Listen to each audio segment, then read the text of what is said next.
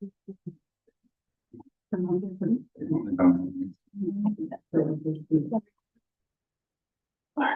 you're ready. Sure. Hello, everyone, and welcome to February 12th meeting of the Lafayette Design Review Commission. I'm calling into order tonight's meeting. First, we'll start with the roll call. Richard Stanton here. John Gray here. Armand Hadilu present. Glenn Cass present. With 4 of the commissioners present tonight, we have the quorum. Then we go to the adoption of the agenda. Do I have a motion to adopt the agenda? So I had a comment on the meeting minutes, if we could pull that. And it's Sure, we are going to get to the for. consent Yeah, calendar. for the consent calendar. Sure. That was the only change. Otherwise, I'll move we adopt the agenda. Okay. Okay, I'll second. Everyone in favor, say aye. Aye. Aye. Next, we have the public comments for the items not on this or an upcoming agenda and within the purview of the commission. If you are joining the meeting through the Zoom call, please raise your hand. Or if you have any members who are present at the meeting tonight and would like to make a comment for an item not on the agenda, please do it now. We do have one raised hand. Jim Chilton, I'm going to allow to talk. Sure. Jim, you have 3 minutes. I was just raising my hand because he said, raise your hand if you were here, you were gonna make comments. Sorry. And so, Jim, do you have comments on a specific item? I do. It'll be on Canyon, 4144 Canyon. Okay, so we will have separate public comments at that time, and we'll let you know. Thank you. Thank you. Next item on the agenda is the consent calendar. So do you want to make a motion or? Yeah, just an edit that under the Dolores Drive item, starting on the 4th paragraph where it says Commissioner Stanton said he's glad to see, in the 5th paragraph and the 7th paragraph, all of those where it's referring to me, I believe those were comments from you, John. I hope they were good. They were, yeah. Sorry. If you could make that adjustment, otherwise. Commissioner Stanton, will you repeat the page number? Page number. Just So whatever. I just cited out the paragraphs, so the Line Dolores. number. So paragraph number 4, it's the sentence that starts, Commissioner Stanton said he's glad to see, dot. Okay. And the 5th paragraph has Commissioner Stanton asked if the East something or other. And then the 7th paragraph, there's a similar citing to Commissioner Stanton. So all of those were Commissioner Gray. Okay. I agree. So with that, I'll make a motion that we approve the minutes of January 22nd as modified. I will second that. So I was absent. All in favor, say aye. Aye. With 3 commissioners approving the agenda, approving the minutes, we adopt those minutes with the changes mentioned. Next item on the calendar, we've got the new public hearings, 7A, HTP 35-18 CC2 events, R20 zoning, request for a change of conditions to modify a previously approved project from a 10,795 square feet single-family residence, accessory dwelling unit with attached garage, an outdoor veranda with a maximum height of 33 foot 6 inches, to the current proposal, reducing the scope to 10,071 square feet with a maximum height of 31 foot 8 inches in the Hillside Overlay District at 4144 Canyon Road.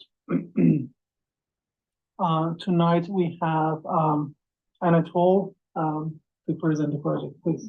Thank you. So this project was originally approved in December 2018, and it has previously undergone revisions that were approved ministerial by staff due to their minor changes. This application is before the Design Review Commission today to review further revisions which reduce the project's physical impact to the site, yet also propose changes to the architectural design. 4144 Canyon Road is located at the end of a private drive in a hilly area of the Upper Happy Valley neighborhood. The red line here indicates the city border with Orinda to the west. The property is located in the R20 zoning district, though the subject parcel and the surrounding parcels are above standard size for the zoning district at between 2.5 to 10 acres each. The lot is steeply sloped down toward the north and slightly sloped down toward the east. The footprint of the previously approved residence is shown outlined in bold black line, while the revised building footprint is shaded gray. The applicant proposes to reduce the total floor area, bring the development into a more compact rectangular shape, and adjust the orientation toward the south. Staff finds that these changes will not require significant changes to the grading or landscape plan, though revised grading and landscape plans will be required at a minimum with the construction drawing submittal if the project is approved. The new building orientation will not create additional privacy impacts as long as the applicant plants screening trees at the southern property line per the original landscape plans. The applicant also proposes minor revisions to the ADU, which is constructed in the same location as the previous main residence, though revisions to ADUs are reviewed at the staff level and do not require design review. The front elevation retains large floor to ceiling windows as well as transom windows and includes stone cladding for visual contrast in materials. A small amount of building articulation is lost from aligning the upper and lower floor, which removes the previous offset. But when viewed from the front elevation, the changes appear minor. The rear elevation also contains much of the contemporary character through high amounts of glazing and a longer horizontal profile. Some horizontality is lost, but does not detract visually when viewed from the rear. The primary changes to the west elevation here are reduced glazing, reduced articulation of this facade, and removal of the cantilevered beam. The applicant has provided an updated elevation incorporating existing and proposed vegetation to better demonstrate visual screening along the lower floor. Similar to the west facade, the east elevation has a reduction in glazing as well as building articulation through revisions to both the materials and overall structure. And the applicant also provided an updated elevation showing the screening along the lower floor. This screening helps mitigate some of the concerns regarding a large blank wall, although staff is seeking commissioner feedback on the building's articulation. After publication of the staff report, the city received one comment from a downhill neighbor nearest to the project in support of the revised proposal. And staff referred the application to the city engineer, who had no comments regarding that would require any changes to the project as modified. Staff is requesting the commissioner feedback regarding the new proposal design, including the building articulation, materials, windows, and any resulting visual impacts. Staff recommendation at this time is to have this discussion with the applicant and continue the item to the next regular scheduled DRC meeting for a final review. And that concludes my presentation. Do you have any questions? Thank you. Any questions? I have one, but I'm not sure whether it's for you, Anna, or Glenn, if you might remember. Back in 2018, so this is regarding a comment you made in your staff report on near the top of page 3, item 8. Reduce the total number and size of windows due to high costs, energy efficiency, and to eliminate potential privacy impacts toward the neighboring property. My question is, was privacy impacts identified as a concern from those facades when this was reviewed in 2018? Do you recall? No, because the project that is to the east came after this project. So at first it was just looking out towards nothing, but it actually is quite a distance. I mean, I'm guessing that to the next house is probably over 150 feet. Okay, thanks. Thank you. Any more questions? No, with that, we are going to move on to applicant's presentation. Hi, my name is Jean Williams. I was involved in, this is the third iteration on this project, based on the new neighbor's house, which is built at 4142 Downhill. You are correct, originally in 2018, that house did not exist. And so these changes are, they're in response to the siting of that house, which is along the east. It actually faces 4142, is on the right side. 4144 Canyon, which is outlined in yellow in the vicinity map here. So the next door, is to the right, which is east. And then if you can click to the next slide, please. And so, in this, site plan, north is roughly at 4 o'clock. The downhill neighbor is highlighted in yellow, which is directly, below, so down from the main residence, which is, highlighted, well, it's shaded in gray. And we turned the main house, for several reasons. One, we didn't want the balcony to overlook the downhill neighbor in the yellow. And it's the yellow, their house outline? The yellow is the neighbor's house outline, yes. Thank you. And then the road, the driveway, is diagonal, which follows the property line, which is going diagonally right down to the right corner side of the page. So what we did was turn the building 20 degrees facing more north, which allows for less solar heat gain. And then on the east side, we, due to budget reasons, we eliminated some of the stone on the lower level, which is not seen because of so much trees and landscaping on both the east and the west side. So overall, the budget was the concern for this project. So we made some structural changes, and the engineer will speak on that. And then I'm here to speak on the east and west facades. There were some comments by the planning staff about the reduced use of stone and windows. And what we did was basically to reduce the budget, eliminate the very large 16-foot cantilevered overhanging roof over the main space, eliminate the wrap-around windows for privacy, for noise blocking, as well as reduced solar heat gain on the east and the west facades. Sun rises in the east, sets in the west.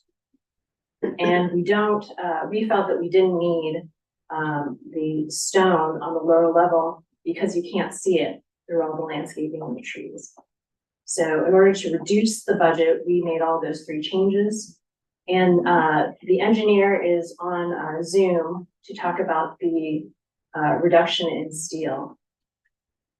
What is his name? Jim Chilton. Okay. So Jim, you can unmute yourself. Unmuted. Okay, here we go. Okay, so I've been on the project as the engineer of record since the beginning. The initial design used a significant amount of very heavyweight steel. We were able to create a design that worked with a building that didn't want to be structurally sound. And to do that, we did it with brute force and really large beams and columns where there should have been structural members but were omitted or not part of the original design. When we completed that design, we realized that this was going to be way too much money to build and had a significant cost to profit to cost ratio. We took it from the initial design and we made it buildable. We made it realistic from a point of view of, okay, we can structurally put this thing together and make it work. We cut our steel down from by 90%.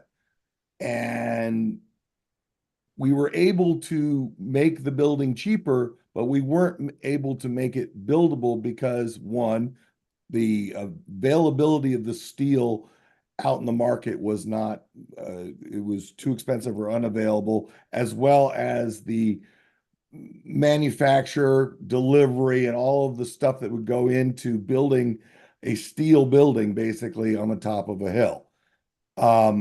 And it would cost more than it was ever going to be worth.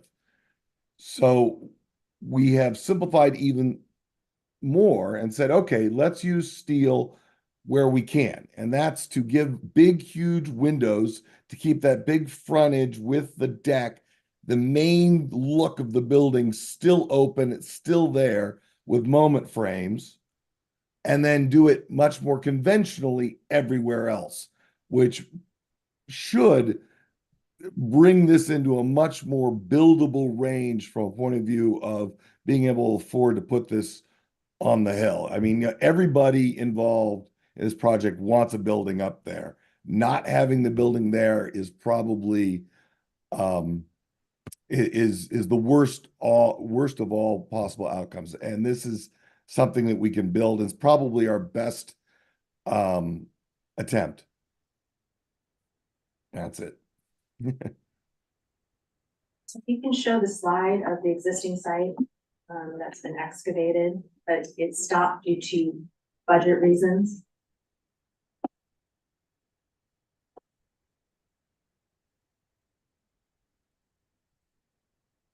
Sorry, I didn't realize I had to raise that screen. That's our engineer, by the way. There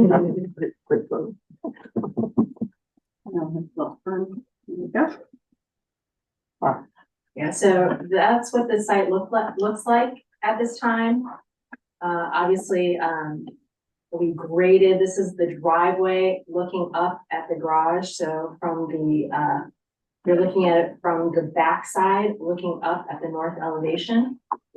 And we want to build this building, we want to, you know, see this building come to light, and hopefully the project won't stop due to budgetary issues. And we believe that this latest design will achieve that goal. Any questions? Thank you. Any questions for the applicant? I do. Yeah. Can we look at your drawing A 4.2, the site sections? Sure.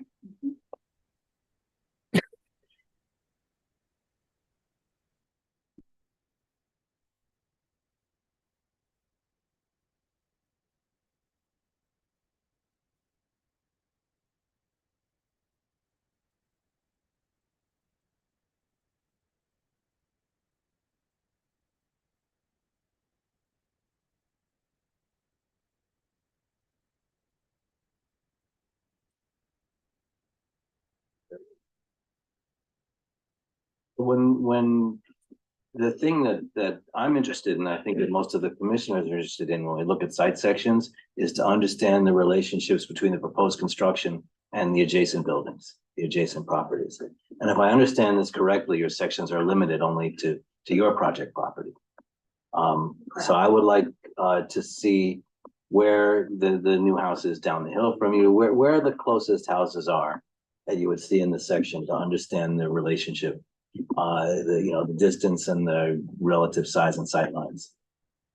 So on the site plan that I showed, I outlined the neighboring property to the east. There's really nothing within a mile on the north across from Happy Valley Road. I mean, that site section would go off the page. And then to the west as well, the property is actually fairly large. So there's not much on the north or the west. There's a building uphill, but you can't really see it. So the site section that I sent to you with the driveway. The image? Yeah. So what is the distance from their So- facade to So that? the new house is about 100 feet from the revised corner. and we would see that on the site section, on your section number 2, if that were extended, is that right? Yes. That were extended to the left. So I would like to see that next time if we could. Okay.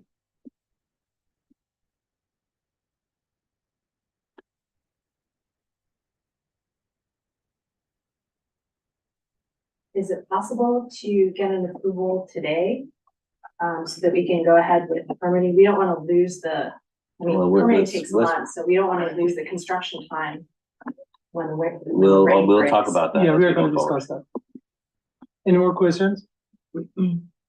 I have a question for the project engineer.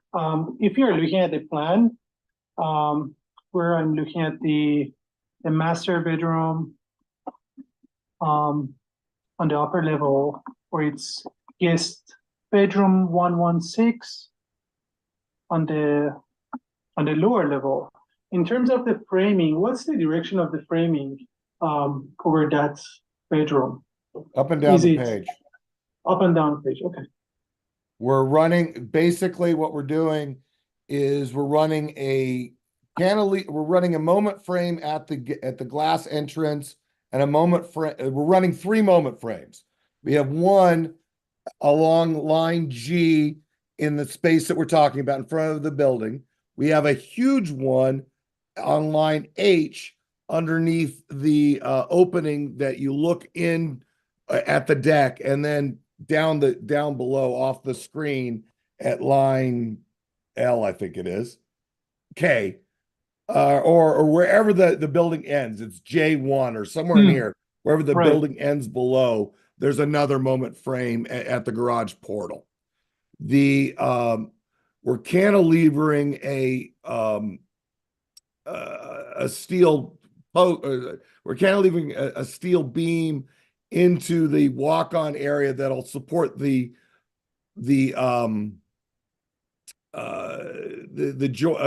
beams going left and right, and then run everything up and down the page.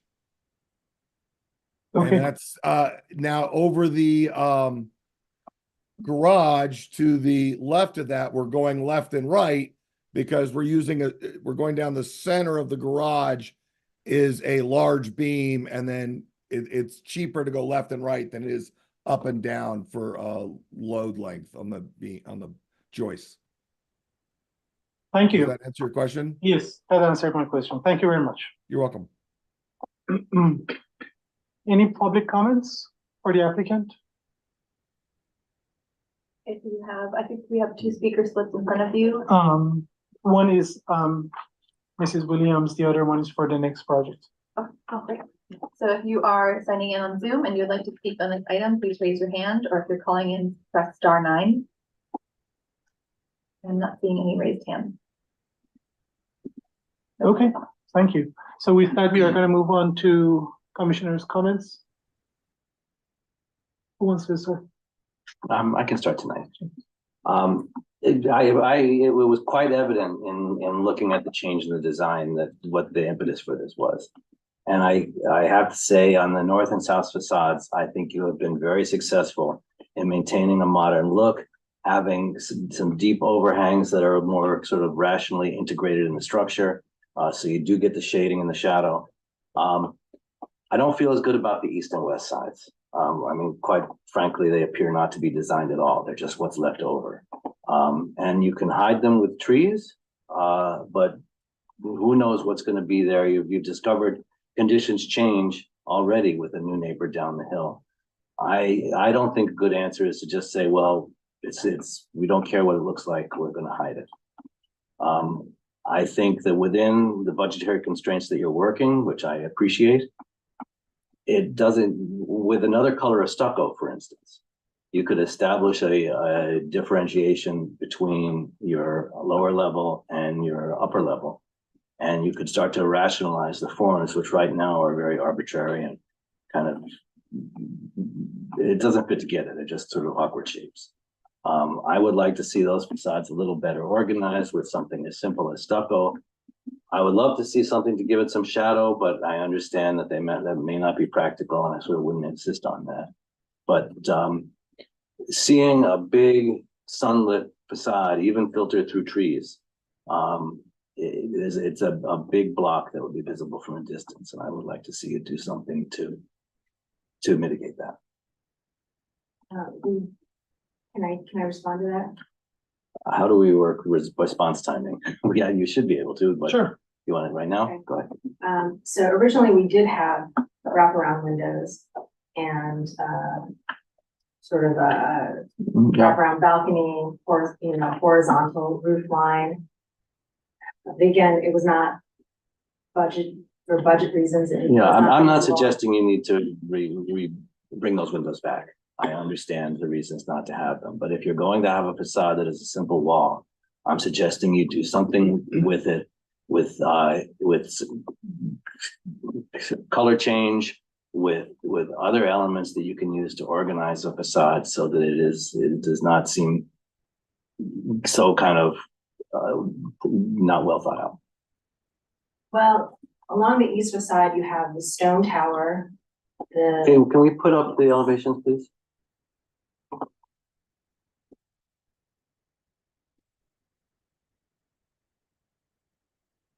You want the with the vegetation or without?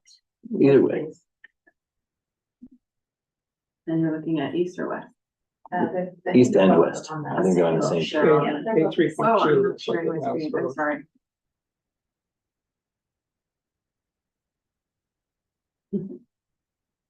Thank you. And maybe you could zoom in just a touch.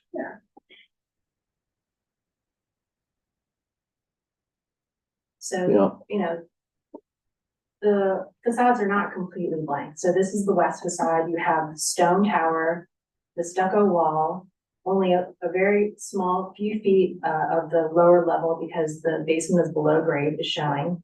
So even if we added some different colored stucco, it would, I mean, I would say simple is better in this case because if we add something to the lower level, only a few feet of it going down grade would show on the west elevation. And then the east elevation, can we see the other side? It's the same, only about half.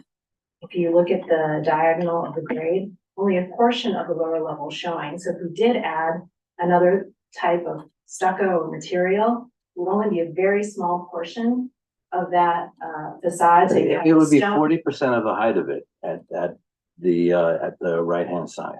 I mean, it's substantial. But most of the basement is below grade. Well, So I mean, I don't want to argue. that- This is my opinion. I will be pleased to hear what my colleagues have to say about it. I find the east and west facades, this was the east, am I right? To be especially problematic, but the west facade, the upper and lower windows have no relation to each other. There's an even rhythm, but it does not feel thought out as a facade. It feels like it's responding to the interior only. And I'm suggesting that a little bit of reorganization. At some point, you may have neighbors who see it who don't today, and I would suggest you plan for that. Thank you, John. Who wants to go next? Yeah, I tend to agree with John. I'm less concerned about the west facade, but the east facade, it doesn't meet the residential design standards. It's just a big, huge, I mean, there's some articulation on it, but it's all the same material. And I don't, I just don't agree that that's suitable. It just is too much stucco. Why we don't have any window whatsoever. I understand we don't want the wraparounds, and I understand that that's the facade that will look back towards the neighbor. So any window would be modest, but we have nothing there. And the depiction of those trees won't be that high for 15 years. They're actually, I went to the site just recently. That close? That close. I took a picture that I forwarded to Anna of the driveway, the neighbor's driveway looking up. The trees are actually taller and blocking more. Well, I guess if they I showed us they the did. section, we would see that. Anna, could you with your cursor point out the trees we're talking about? Do you know the ones? I believe. So that's the driveway, the neighbor's driveway. Yeah. Oh, this is the driveway that goes below. Okay, so That goes it's below. in the center of the photo. So, I mean, you're seeing tree trunks there and you're gonna be looking under the main foliage of the tree at that point. I mean, it's not invisible. I don't know. I just find the east facade is most disturbing to me. So we'd be adding. Although I have to say is, More Well, expense.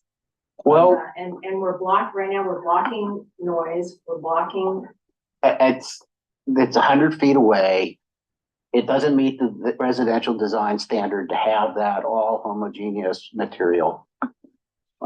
we've got the stone in the tower and It the doesn't, balcony and the. we just don't have that much on projects without any windows, without anything. So I have a question. So- So the back side of 4142 is all one material without any windows. Why was that project approved and this project not approved? I have a reference for that, sorry.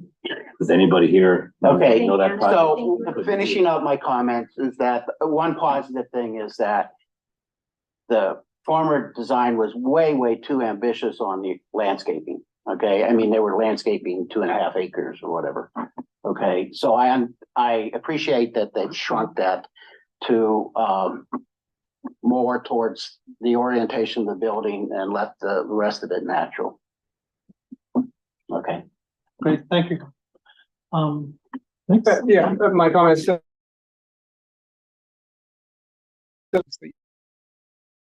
Thing that you, and it's just a suggestion, is the way it's shown is very diagrammatic in the drawing.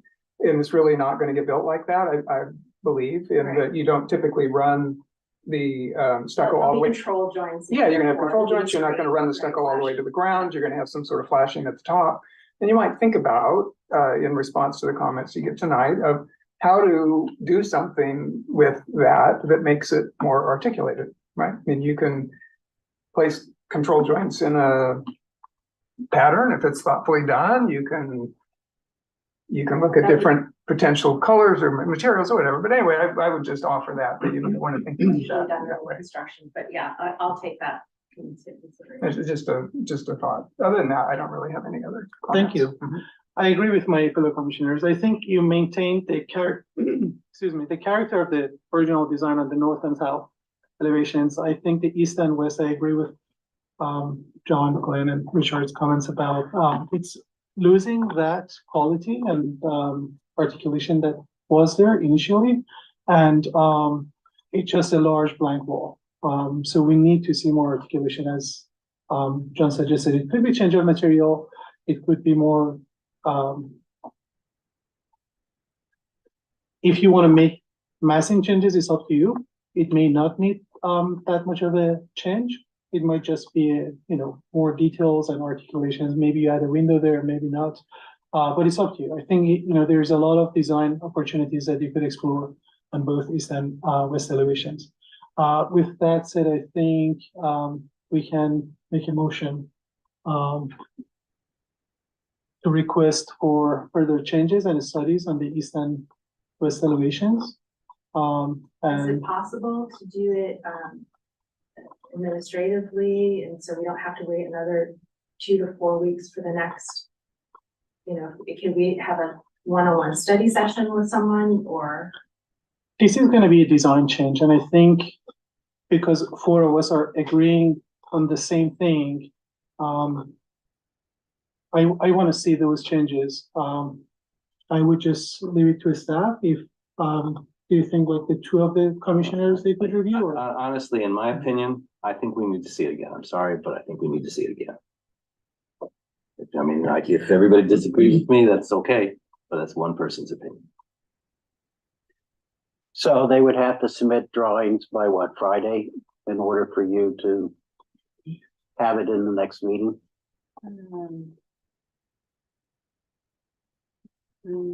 The staff report and agenda would be published on the 21st. If I received it by this Friday, yes. Is there someone I can discuss this with? Because if we do another round of drawings, you guys might know like whatever we come up with next. So, I mean, who I is it? think we're who's asking, available? we're asking for your east and west elevations to be Yeah, that's reconsidered. clear. We're not asking for replanning. We're not asking for anything on the north and south. We're not asking for site work. So it's not the full redesign. So you're just one change in material. Are we looking for one window with, maybe a different spacing of windows with that. Do you understand our concern here? I completely understand, but I don't wanna come back in another 2 to 4 weeks and then delay the construction schedule. Sure, as a designer, we'll leave it up to you. It's your decision what level of changes is required for east and west elevation. But I think you heard us tonight No, that I all heard. 4 of us, yeah, we think that this is very large blank wall. There's no articulation. The window pattern on the west elevation, yeah, they do not align. And there is a lot of design studies that could be done to make it better. But we leave it up to you, to what level of changes you want to explore there. With that said, I think we are ready to agree that this needs to come for the next meeting. So ask for a continuance to, Yeah, it'll be on the 26th. It can be placed on the agenda, and then if, at, the request of the applicant, if it needs to be continued further to provide more materials, we can do that. So we would need a motion to continue the item to a date certain on February 26th. I make that motion. Thank you. Can I second that? All in favor, say aye. Aye. Aye. So with that, we are gonna wait till we see this part in the next meeting. Thank you. We are gonna move on to the next item on the agenda, 7B, DR 17-23, TP 35-23, GR 09-23 Caldwell, R10 zoning request for design review, tree permit, and grading permit for the demolition of a 729 square foot one-story home and construction of a new 2,600 square foot two-story home with a maximum ridge height of 21 foot 8 inches and an attached 512 square foot two-car garage and 144 cubic yards of grading, removing 2 protected trees at 3515 St. Mary's Road. With that, we have Anatole as project planner to present tonight. Thank you. This application for design review, a tree permit and a grading permit is before the DRC tonight for the demolition of an existing one-story residence and construction of a new 2-story residence and attached garage, removing 2 protected trees and grading in excess of 50 cubic yards. 3515 St. Mary's Road is located east of the T intersection of Moraga Road and St. Mary's Road, west of Stanley Middle School. The parcel is comprised of 2 lots, which were created in 1944 and prior to the City of Lafayette's incorporation in 1968. The lots were combined by the assessor's office for tax assessment purposes and convenience of the owner who owned both of the lots. The current owner, who owns both lots, is seeking to more fully establish the lots as separate through the siting of the proposed residence. The 2 lots were never combined under the Subdivision Map Act and remain separate legal lots of record. Shown here is the distinction between lot 1 and 2, with the proposed residence sited fully on lot 1. The existing residence, outlined in a red dashed line on the site plan, was built spanning the property line between the 2 lots. And the new residence is located to the southeast, farther back from the road, closer to the creek and closer to the rear property line. This siting preserves as many mature trees as possible and keeps the residence outside the creek setback, outlined in a dashed blue line. The decision to build a 2-story home minimizes physical impacts to the site by reducing the building footprint. And as with any proposal to increase the height or add a 2nd story to a home, the result may increase privacy concerns, which must be sufficiently mitigated. The applicant proposes to remove 2 protected trees, one along St. Mary's Road that presents a hazard to users of the pathway, and one due to its proximity to proposed construction. The parcel is relatively flat with steep creek banks and many mature native trees, including oak, buckeye, and bay. Driveway access from St. Mary's Road remains unchanged via a shared driveway that crosses lot 2. The applicant will need to record an access easement to cross lot 2, and staff has incorporated a condition of approval to complete this prior to building permit issuance. The resulting residence is a 3-bedroom, 2.5 bathroom home with an attached 2-car garage. The floor plan also includes 2 inset decks at the front and at the rear, as well as an exterior site-built deck. The front elevation includes an inset entry deck and a single-story attached garage. A combination of colors and materials does add some dimension to the boxy appearance. The east elevation faces the creek and contains more floor-to-ceiling glazing and an attached site-built deck. This side of the residence faces a heavily wooded creek and is at a minimum 162 feet from the neighboring residence on Solana Drive, and therefore these windows do not create privacy concerns for neighbors on that side of the residence. The rear elevation also contains the combination of materials, colors, and glazing.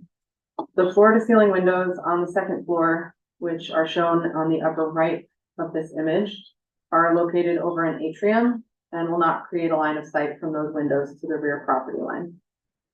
Sight lines from the other set of bedroom windows on the second floor, shown at the left of this image, will be mitigated in time through planting additional trees along the rear property line. If privacy concerns surrounding the rear second-story bedroom windows can't be sufficiently mitigated through plantings, staff recommends the applicant determine whether the primary bedroom windows could be relocated to the west elevations instead. Given that this is a modular home, the design allows for limited customization of the layout. This may not be possible without post-build alterations to the residence. The applicant proposes shrubs and small trees surrounding the residence and along the driveway to add visual interest. Because the site contains many mature trees which shade much of the lot, the applicant proposes medium-sized trees that will not compete with existing canopy. And for the removal of the 2 protected trees, staff has incorporated the condition of approval to plant 11 trees of the same species or alternatives as approved by the commission. And based on the existing canopy and mature native trees on the site, the applicant may elect to plant only some of the required trees and pay in lieu fees for the remaining. Staff has incorporated a condition of approval requiring the applicant to accommodate a minimum of 3 of these mitigation trees on the site, pay fees for the remainder. And larger trees can be planted to reduce the total number of trees required. This image shows the story pole as viewed from the driveway entry off St. Mary's Road. This demonstrates how the new residence will be located farther back and to the side, partially obscured by existing vegetation. And the flags are here in the rear. This reduces the view impacts from the public right of way. This image shows the story poles as viewed from behind the residence between the new proposed residence and the neighboring home at 3518 Row Place. The new residence will be located closer to the rear property line, and in order to mitigate privacy concerns, the applicant proposes a row of Australian willows along the rear property line to supplement existing two existing valley oak trees. This is an evergreen species that grows quickly at 6 to 10 feet per year and can reach 30 to 35 feet in height. Staff referred the application to the city engineer, landscape consultant, fire district, EBMUD, county building inspections department, and central sanitation. The city engineer provided comments on items that can be addressed in the construction drawings, namely that any paving within the creek setback area must be constructed of permeable materials, and that the drainage system must be updated to reduce direct flow toward the creek bank. The city landscape consultant also provided comments which can be addressed through conditions to be finalized in the construction drawings. And this includes updating the landscape plans to accommodate at least 3 mitigation trees on site, adjusting the spacing of some of the Australian willows due to proximity to the existing valley oaks, and omitting non-native trees from any mitigation calculation. Other review agencies listed here provided boilerplate comments that are standard and do not require any changes to the plans. After publication of the staff report and prior to noon today, staff received one comment on the application. The comment is regarding privacy concerns and also questions the creek setback determination. And staff has prepared a response to the comments, should the DRC wish to hear it at this time. Yes, To address the point of the creek setback calculation, the project engineer calculated the creek setback to be between 31.8 and 36.8 feet from the toe of bank, which is consistent with the city's requirements for calculating the creek setback. And the comment letter states that the applicant shows a 72-foot creek setback. That may simply be an error in reading the plans, as 72 feet represents the full distance from the new residence to the side property line. I've included an approximate measure for reference. The red line demonstrates approximately 72 feet from the property line to where the new residence will be sited. And this blue line down here shows the creek setback of 36 feet. And to address privacy concerns, as outlined in the letter, the upper image taken from the plan set shows a site section with existing vegetation, and that includes the 2 mature valley oaks. These are deciduous species which only provide screening for part of the year. And so that is why the applicant proposes a row of Australian willows at the rear property line, which grow quickly. Again, they have low water needs and they do not have invasive growing tendencies as many other willow trees do. The trees are likely to reach 14 or 15 feet within 2 to 3 years after planting, which will mitigate the sight lines shown at the bottom image from the second story windows. And the neighboring residence is 1 story, as opposed to the approximate 2-story depiction in this image. So staff finds that the proposed landscape plan does adequately mitigate privacy impacts from the home, and the trees will grow to sufficiently provide visual screening. And staff do recommend, based on this comment, an additional condition to plant the trees prior to issuance of any demolition or building permits to give them more time to grow. And with that, staff finds that the proposal substantially complies with Lafayette's residential design guidelines, zoning district regulations, tree protection ordinance, and creek protection ordinance.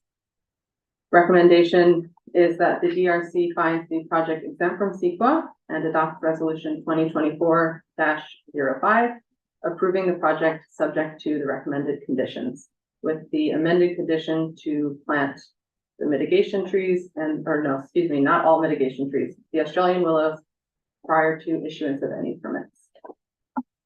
And that concludes my presentation. Thank you. Any questions for this stuff?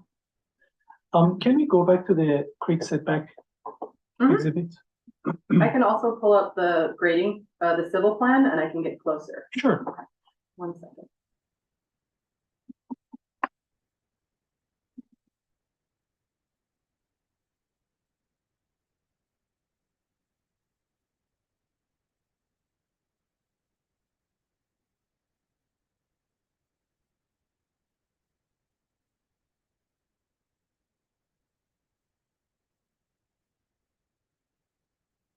So where is that in relation to the new footprint? We'll pull out. We have different plan orientations. Is that right? Yeah, so in this orientation, north is at the top of the page here, and the creek essentially borders the property line. So the required creek setback is 31 to 36 feet from the bank, and that's calculated based on the depth of the creek. And then the siting of the proposed residence is in this approximate, there's a clearing in these trees The canopy of the existing trees is shown in green, and the new building footprint will be cited approximately here. So on the applicant's site plan drawing DR 1.1, there's a blue line that represents the creek setback.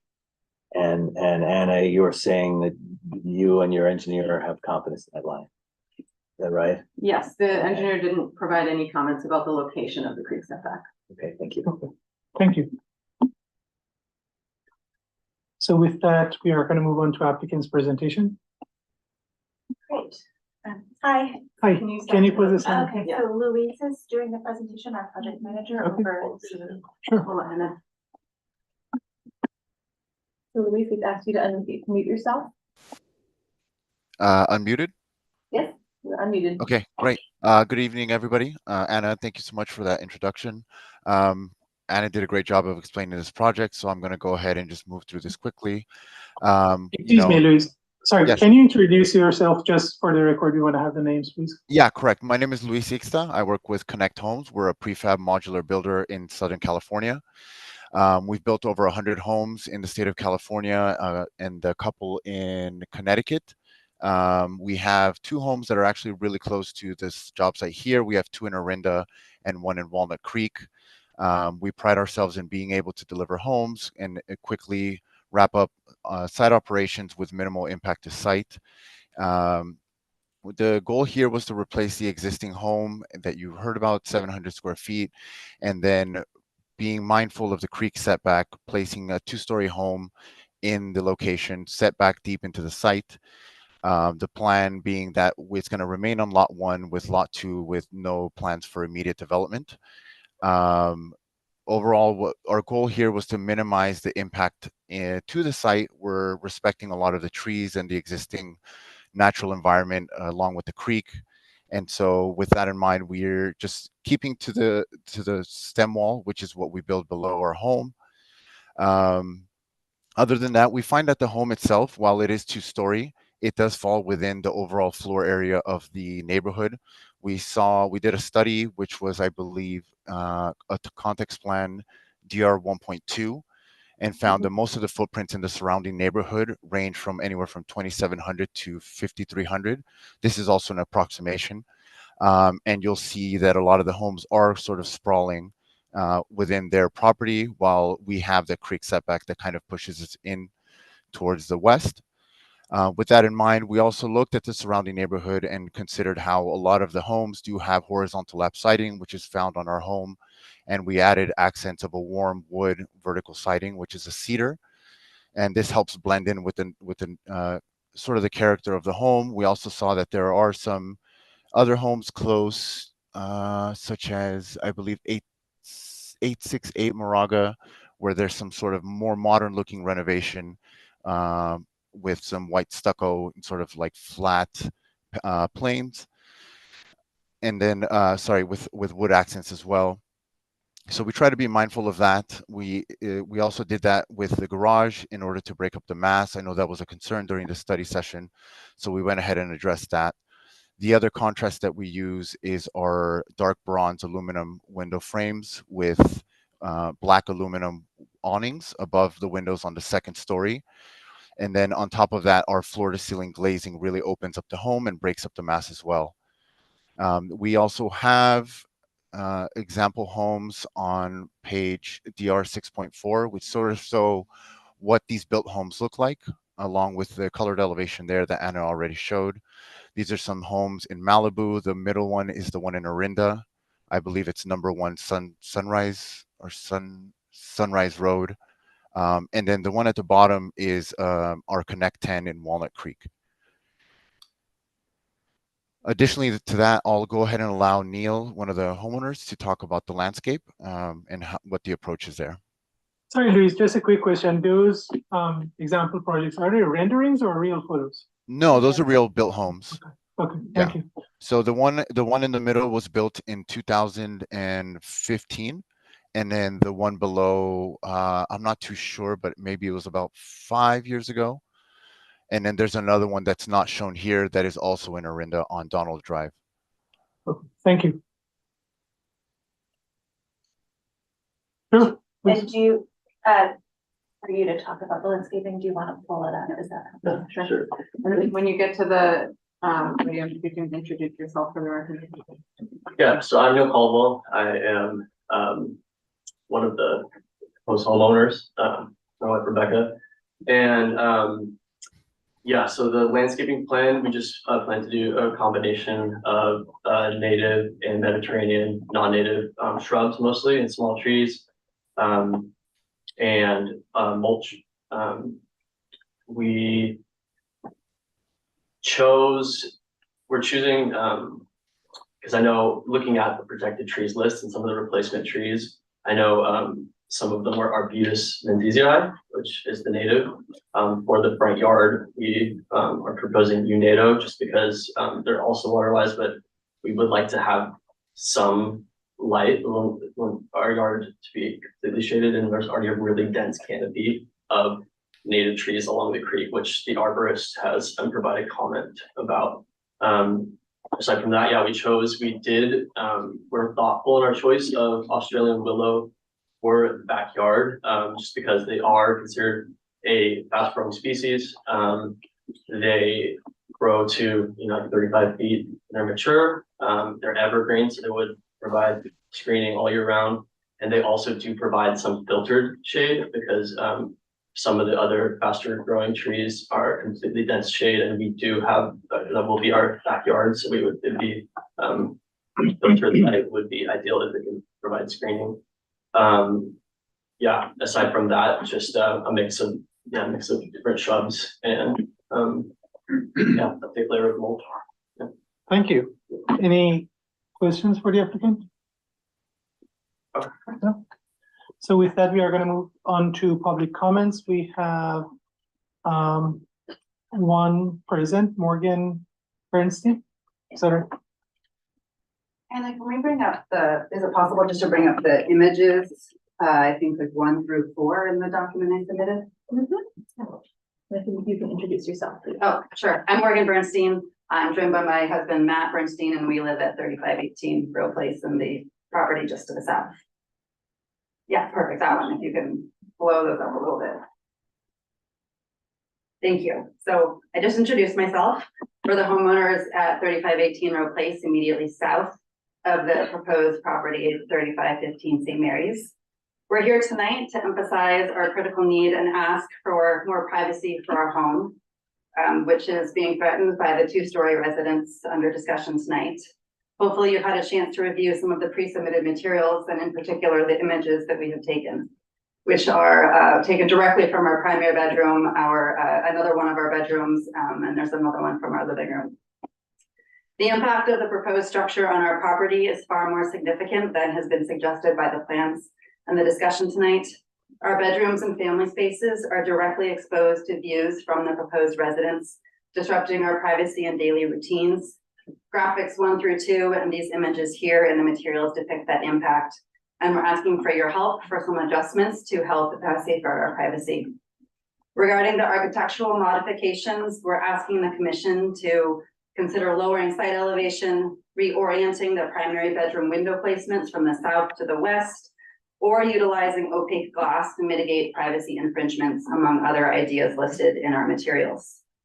Although the homeowners have argued that customization is not feasible, we contend that we should not be penalized for the unfair limitations imposed by modular design, as alternative builders or layouts should have been considered at the onset of this project. The decision by the homeowners to limit themselves to a modular home should not be a neighbor's burden to bear. Regarding the landscaping modifications, the proposed 15-gallon Australian willow trees fall short of providing adequate screening within a reasonable time frame, leaving us exposed for several years while they mature. To expedite the coverage, we ask mandating that evergreen plants with a minimum height of 10 feet at installation are put in. As they noted, it is approximately 15 feet to provide us with any privacy screening, which would still take several years to get there. We would like to comment that the 7 willow trees that they have suggested, given the arborist comments, are unrealistic to even fit in between the oaks there, which further exacerbates our concern about privacy screening. And on the north side of that fence, which is where they have proposed to plant the willows. I just want to acknowledge that it is shaded from the sun. It also will be competing for nutrients under the oaks, and so will thus be hindered in their growth. We have pittosporums that we have planted all across the fence there that have been in there for 2 years now, are supposed to reach a height of 15 feet. They have grown a matter of inches because they are competing for light and nutrients under those oaks, which is another reason why we're asking for the plantings to be a minimum of 10 feet. In conclusion, our privacy is at stake and we need your help to take action to address our concerns, since the homeowners have not once reached out to us to try and partner. Thank you. Thank you. So with that, we are gonna move on to rebuttal. We have 5 minutes. We do actually still have another sure. comment. Please. Moment. So Michael Hirsch, I am allowing you to talk. Go ahead. Michael, we can't hear you. I can see that you are, oh, go ahead. Are you able to hear me? Yes, you Yeah. are. Thank you. My name is Michael Hirsch. I live at 3522 Row Place, so I'm the neighbor to the west of Matt and Morgan. I am building number 4 on sheet DR 1.2. If you just want to orient my position relative to the project. Flags are visible to me presently. I can see them from our family room, from our kitchen, and from our deck area. So even though I'm off to the side a bit and some distance away, at least at this time of year, that building would be visible to me. I have concerns for my own privacy, but especially for Michael, we can't hear you. my phone disconnected. I'm sorry. Can you hear me now? Yes. Yes, we can. Go ahead. Yes, I was saying that I'm concerned for my own privacy, but especially for my neighbor, as this structure will definitely loom over their backyard and their home in general. I've read through their report. I find it expertly prepared. I fully support their findings. I understand the question about the setback may have been resolved tonight. And I think their suggestions for adjustments, including relocating the windows and adjusting the plantings, are well thought out.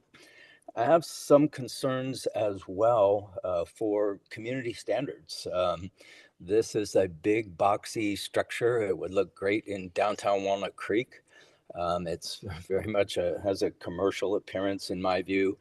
I think there's a real question as to whether it meets design standards in our community.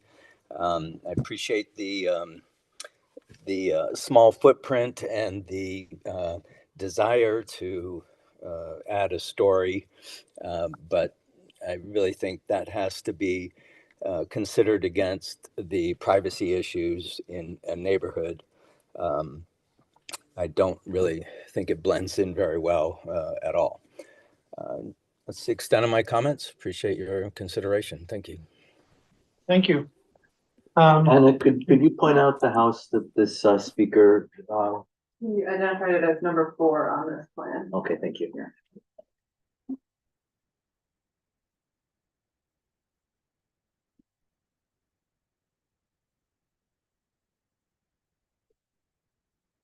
No other comments. All right, thank you. So we are gonna move on to applicant. You have 5 minutes for each rebuttal. Please, Do we have to have a rebuttal? if no, that's it's up to you. Okay. Sounds good. So we are gonna move on to commissioners' comments. Okay.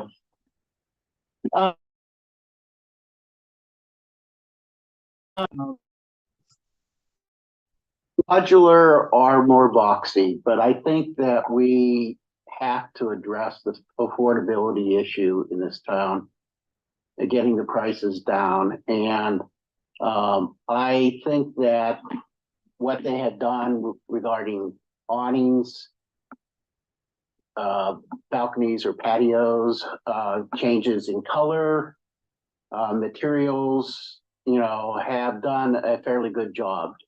to make it as good as you can, given the limitations of that prefabricated construction. Regarding the windows in question on that upper bedroom, I don't think you're going to be able to move the window to the west facade, but you can check with the builder if that, can be done. I think that you need to address it as an opaque window, okay? Because the comments that were made that it's going to take a while for the trees and the crowding of the trees within existing trees and the nutrient levels and all that, I think are valid questions or valid comments. So I think that if you make it opaque, there'll be some light that shows through when you have lights on at night. You can even resolve that some with curtains.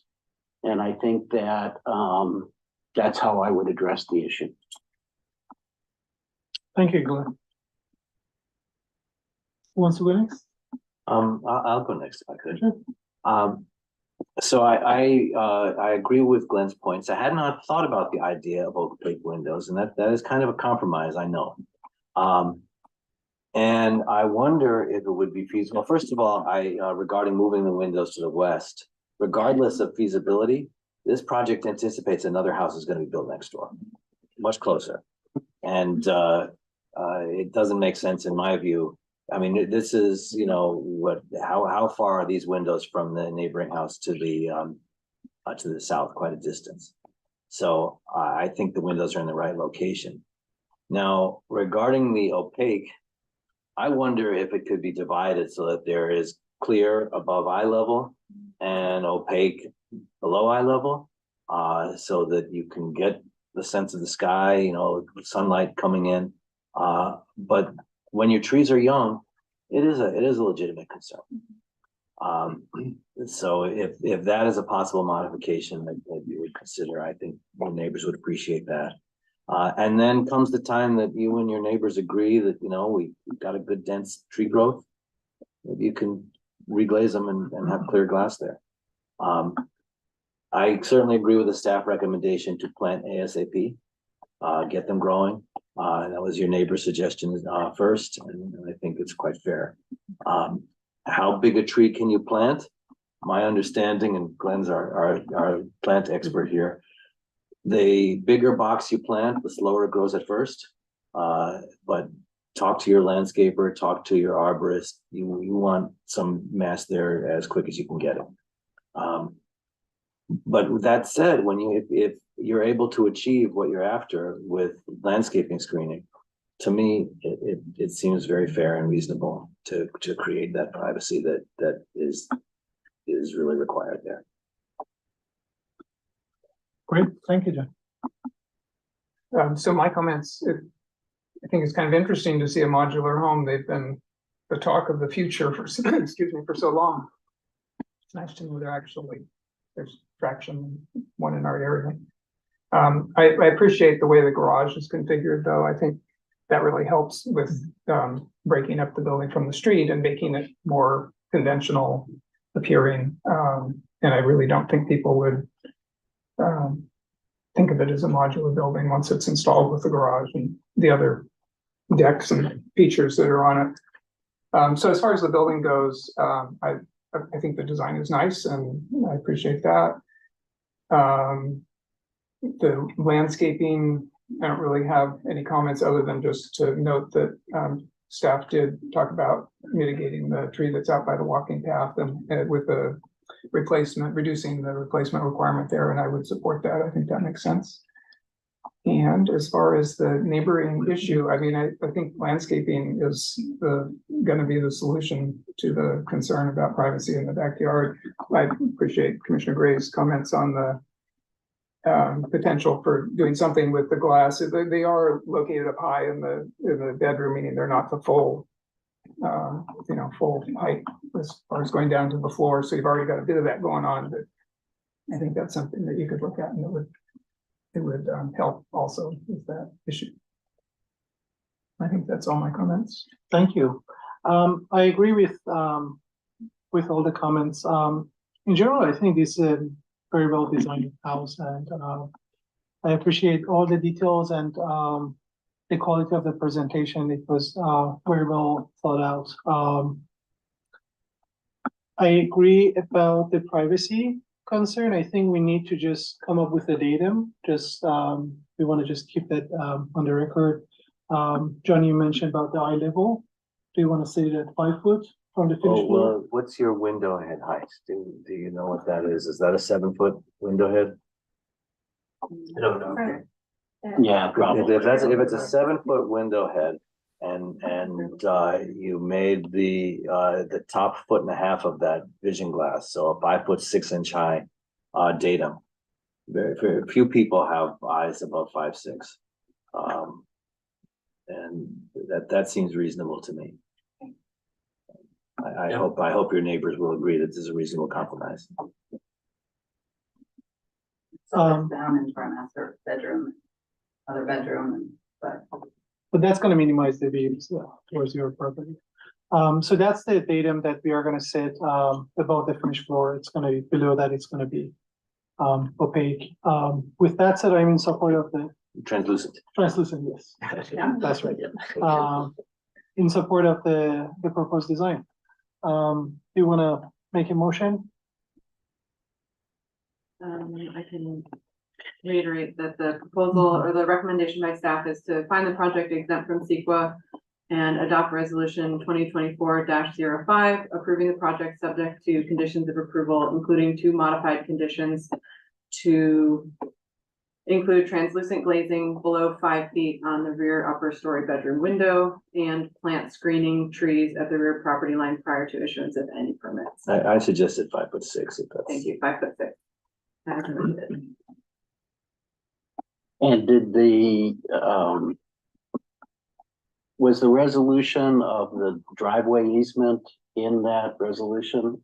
Was it? Yeah, that is I included. saw it in your staff report, but I Yeah. didn't know. That's included in the conditions of approval that were attached to the staff. Okay, thank you. Well, I think we're ready for a motion, right? So I'll make the motion, staff just defined it here, that find it exempt from CEQA, adopt the DRC resolution 2024-05, subject to the conditions as modified here tonight. I will second that. All in favor, say aye. Aye. So with that, we are gonna approve the project with the condition of approval and the condition that was added tonight. Thank you. Do you want to mention the 14-day? We have a 14-day appeal period, so we are gonna wait for 14 days before you start construction. Sure. And I'm guessing that's gonna take your, You're not there time anyway. for building permit as well. Yeah. Follow up with how to submit building. Yeah. Awesome. Thank you. We'll see you. Yeah. Thank you. So with that said, we are gonna move on to the next item, 7C. S05-23 US Bank C1 zoning, request for a sign permit to replace the faces on an internally illuminated monument sign, replace 5 wall signs and replace a directional sign at the US Bank at 3498 Mount Diablo Boulevard. With that, we have project planner, Madison Leonard, right? Yeah. Hi. Hi, everyone. I'm Madison. Newish planner, so I'm a new face here. It's nice to meet everyone. Welcome. Thank Nice to meet you. you. I will be presenting the application for sign permit 05-23 for US Bank. It's located at 3498 Mount Diablo Boulevard.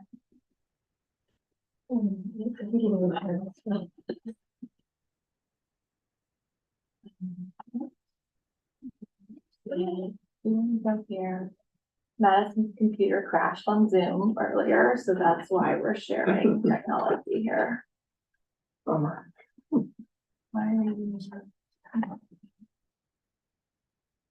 One moment, please.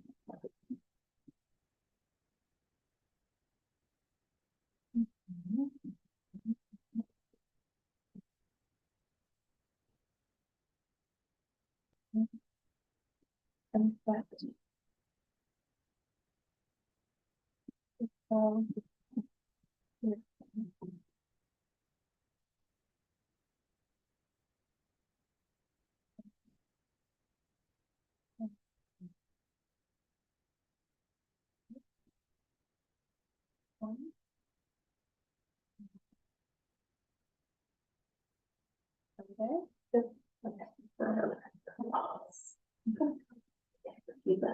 So 5-2 for US Bank.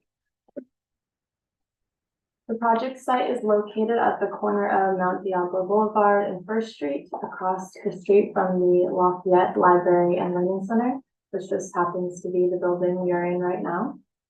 The parcel is located within the C1 zoning district and is within the East End district as outlined in the downtown specific plan. The principal business frontage is approximately 112 feet and is located on the south end of the building facing Mount Diablo Boulevard. Based on the provisions of the sign ordinance, maximum total sign allowance for a business frontage of this size is 100 square feet.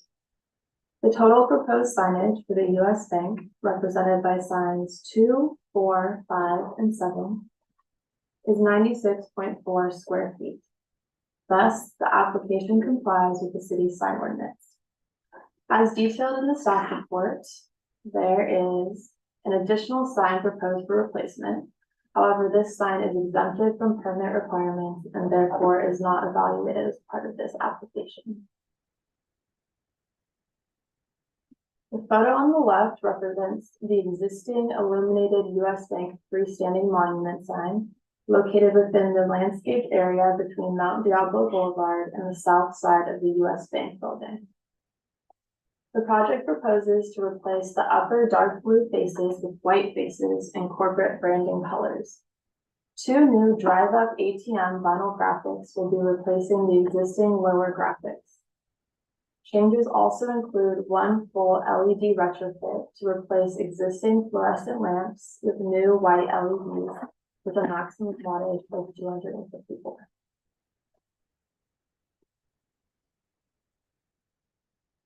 The existing US Bank ATM wall mounting cabinet sign is located on the ATM drive-through lane overhang on the west side of the building. The project proposes to replace the existing sign with a new wall-mounted cabinet sign and install 2 new clearance signs on the overhang to reflect corporate branding colors.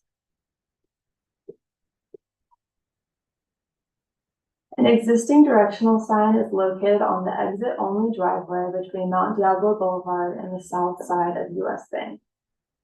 The project proposes to replace existing signage with a new panel and post directional sign to enhance and further identify the exit-only driveway. 2 existing wall signs are located on the east side of the building. The project proposes to replace existing signage with 2 new similar wall signs updated to represent corporate branding. Staff has received no public comments for the project. As detailed in the staff report, staff finds the application to be in compliance with the provisions of the sign ordinance and recommend the DRC find the project exempt from SEQA and approve the project subject to conditions. And that concludes the presentation. Thank you. Any questions for the staff? I have a question, but it might be more directed to the applicant. 254 watts of LED. I mean, I'm not sure how bright that's going to be. When I think about what the fluorescents are there now, it's probably about 200 watts of fluorescent. 200 watts of LED is a lot more light. It is, the sign will be equipped with a dimmer. I apologize, sir. Would you mind stepping to the Oh, I'm podium sorry, and introducing sure. yourself Sorry. before you respond? Thank you. Hi, I'm David Ford. I'm representing the sign contractor for this project. The Title 24 lighting requirements from the state require that it be installed with a dimmer switch. So, you know, I don't know if you want to attach a condition that if it looks too bright or something like that, it can be reduced. Okay. But it's, yeah, I mean, it's always hard to equate, you know, existing illumination because we're not really sure what it looks like every single time. So we basically just spec it out for, you know, the US Bank standards, replace it with LEDs and, you know, just, again, if it's too bright, they can always be. You know, Okay. Thank you. Any more questions? Yeah, maybe just to clarify, so I'm assuming that that whole sign face illuminates, right? It's not just the letters. Yeah, that's how it's the whole designed thing. now. It's just an acrylic face that, Mhm. you know, basically lights up. So, Yeah. and that's, I mean, that's how it's proposed. I don't know what, you know, if that's an existing sign has probably been there for quite a while, so I don't know if there's new standards. It wasn't, we haven't received anything that said, you know, the background should be opaque or anything like that. I mean, if that is a requirement, I mean, that's not a huge deal to put some opaque vinyl around the back of it, or, you know, around the white, background there. It's just really whatever, you know, the commission decides. And then, Where the dimmer switch gonna be and how is it? the dimmer switch is at the sign lighting controls. Usually it's, you know, wherever the electrical panel is located is often where they put the sign lighting controls inside the building. Okay. So, you know, something's going to, usually, you know, if they're gonna do that, if they need to do maintenance on the sign, you go in, there's usually a disconnect switch. If it's not located on the sign, it's usually located there with a lock and things. So that's usually where they put most of the controls are inside the electrical room. Sure. Thank you. So, with that, actually, we were gonna move on to applicant's presentation. Okay, yeah, I mean, just as you can tell, it's part of a rebranding campaign. All the US banks are, you know, being rebranded. It looks very similar. You can tell there's some color changes. The font is slightly thinner than what was there before, but it looks, you know, pretty much like the existing. It's just a couple of small changes here and there, but it is part of a national branding update for them. Sure. Any more questions? Do we have any public comments? One moment. Sure. Thank you. Yeah.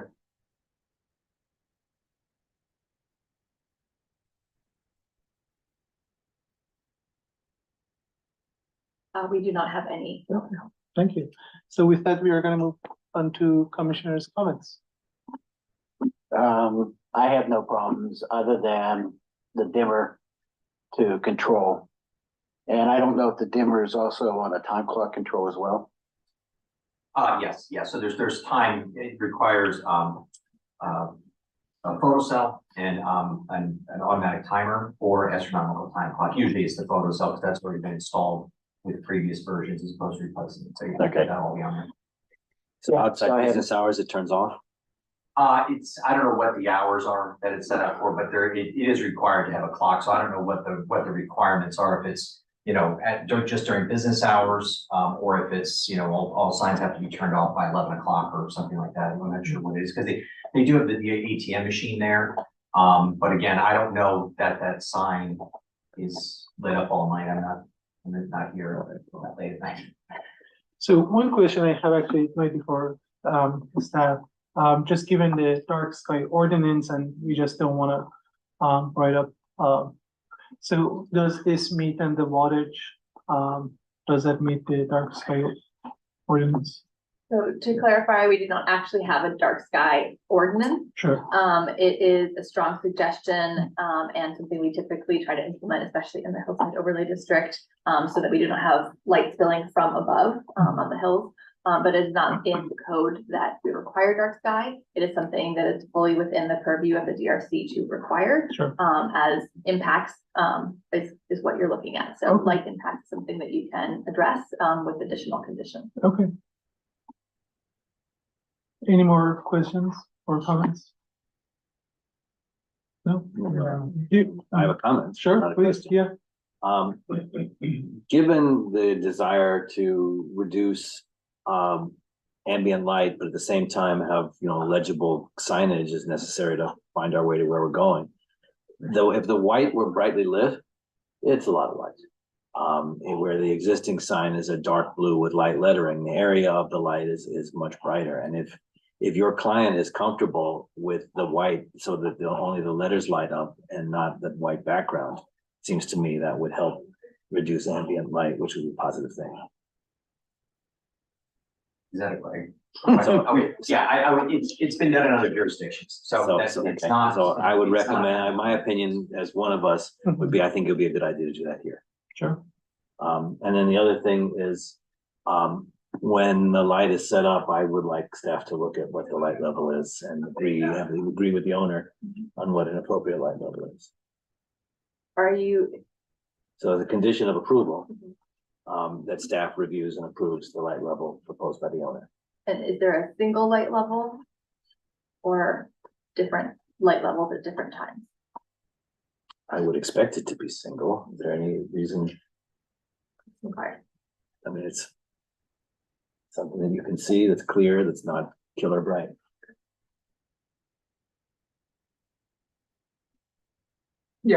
Well, I mean, the comment, that was sort of why I was asking of how much of it gets illuminated, because the white could be overpowering, it could be reduced with the dimmer, but if you make the white opaque and so that the letters just show up, that's the ultimate solution for that. We do have a lot of white face signs though in Lafayette. Looking at them in response to this, so. I don't know. Sure. Is that? Yeah, that's all I have. Yeah, perfect, thank you.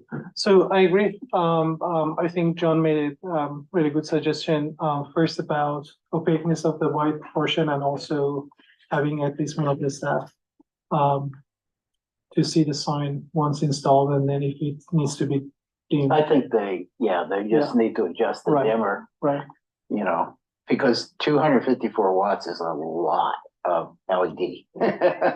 It's a lot. so with that, do we Yeah. want to have a motion? And make a motion to adopt. So The you wanna resolution read back the two conditions of Yeah. approval, please? meets sequence requirements. Oh, the ones that were proposed now? Yeah, the additional ones that we're suggesting. The first one is to require a dimmer for the LED license plates. And then the second is that staff reviews the light level of the sign and determine it to be sufficient and Right, and also opaqueness of the white portion. So that the light would just come up behind the letters. So that's a second or third condition, depending on if the dimmer is a condition. We've recorded it. Sure, thank you. Okay, so with those conditions, Second. All in favor, say aye. Aye. I would say the words you good. So we approve Okay. the proposed design with the conditions. All right. That's good. Thank you very much. Thank you. Thank you. So we are gonna move on to next item. Art volunteer for Friday, February 16th. I can do that. Thank you, Glenn. Do we have any commissioners' reports? Staff liaison report, term expirations on June 30th for me and John Gray, both are eligible for automatic reappointment at this time if desired, but must reapply when the next term expires on June 30th, 26. We're putting this on the agenda now so that if you did not want to renew, we would have time to advertise and Sure. search for a replacement. If you do want to renew, you simply let me know and it's automatic. Sure. If you don't, please let me know as soon as possible, because we took quite a bit of time to find our new commissioners the last time. So please just let me know at your earliest convenience what your plans are for your following 2-year term starting in June 2024. Sure. Thank you. I can tell you now that I'm happy to continue. Fantastic, thank you. And I'm gonna let you know. No As problem. soon as possible. Yes, Yeah, thank thank you. With that, we are gonna adjourn the meeting. Thanks, Thank you. everyone. Thank you.